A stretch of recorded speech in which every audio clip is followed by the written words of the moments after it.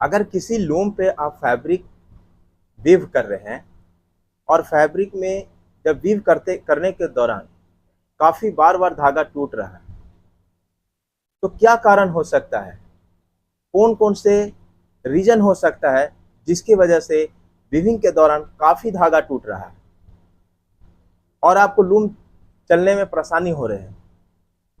तो आइए इस वीडियो के माध्यम से हम समझते हैं।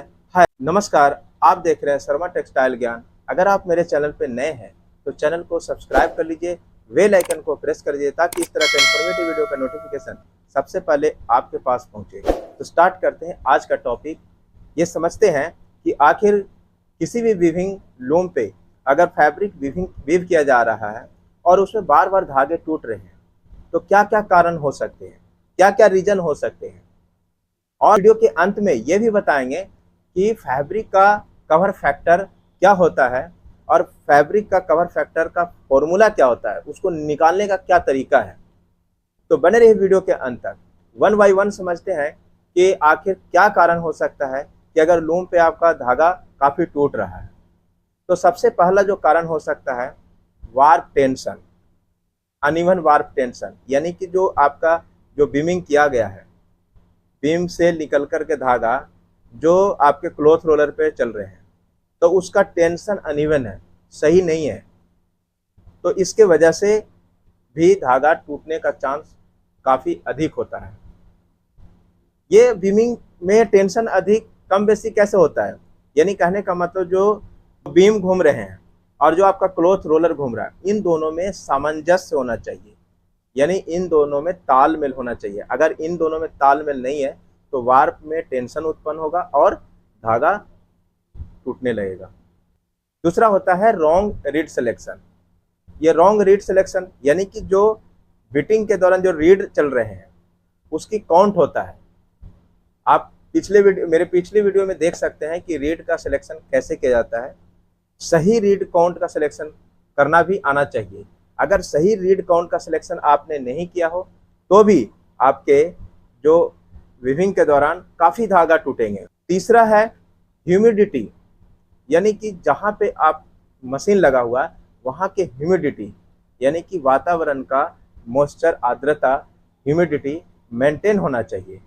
अगर मेंटेन नहीं है तो भी धागा टूटने का चांस 90% अधिक हो जाता है। तीसरा है वार्प के धागा काफ़ी फाइनर होना। वार्प के धागा अगर काफ़ी फाइन है तो भी धागा ज़्यादा से ज़्यादा टूटने का चांस होता है।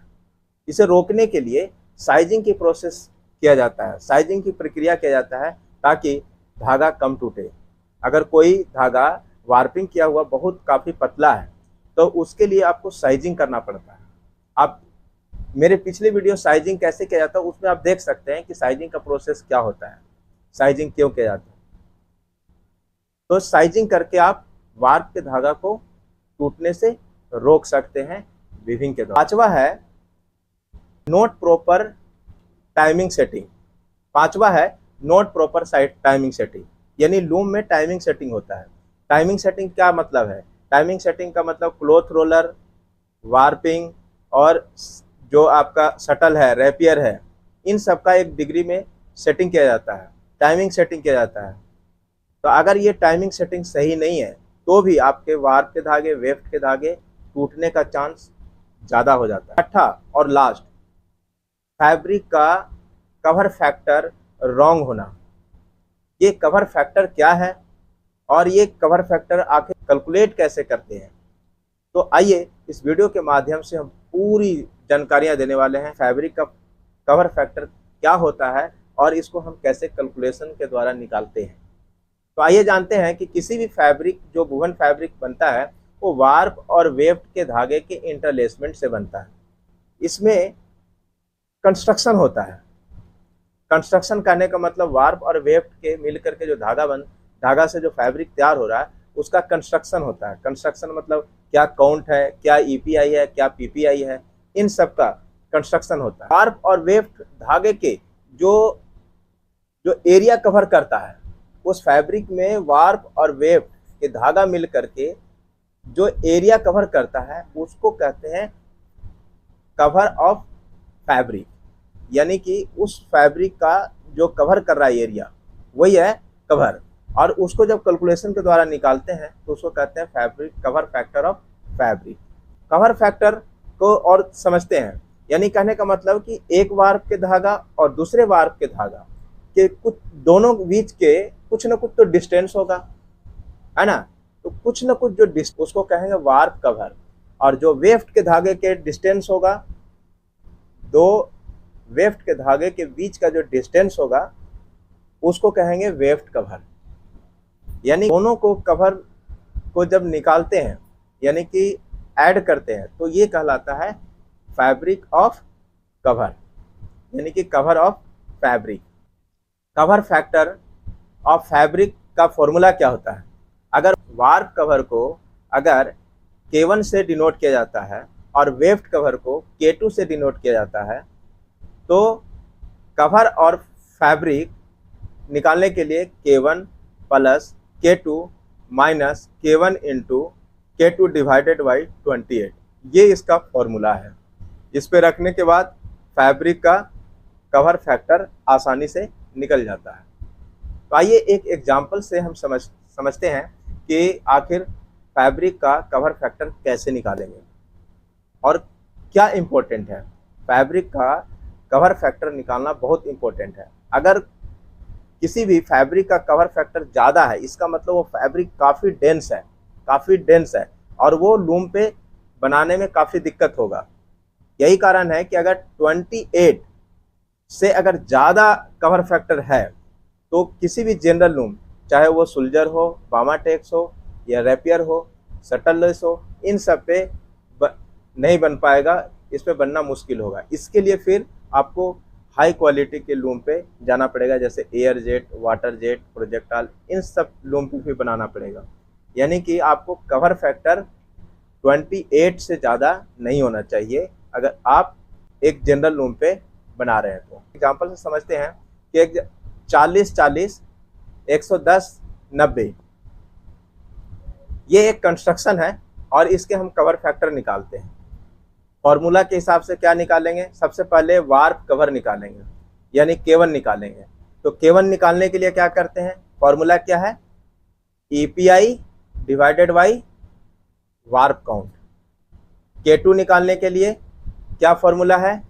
PPI divided by weft count, जैसा कि दिखाया गया है। यानी कि आप K1 निकाल लिए और K2 निकाल लिए, यानी वार्प कवर निकाल लिए और वेफ्ट कवर निकाल लिए। अब इस फॉर्मूला पे रखते हैं, यानी K1 इक्वल टू EPI कितना है? 110 डिवाइडेड बाई अंडर रूट 40, ये कितना आएगा? ये आता है 17.39। ऐसे ही आपको निकालना है वेफ्ट कवर अर्थात K2 निकालने के लिए क्या करेंगे?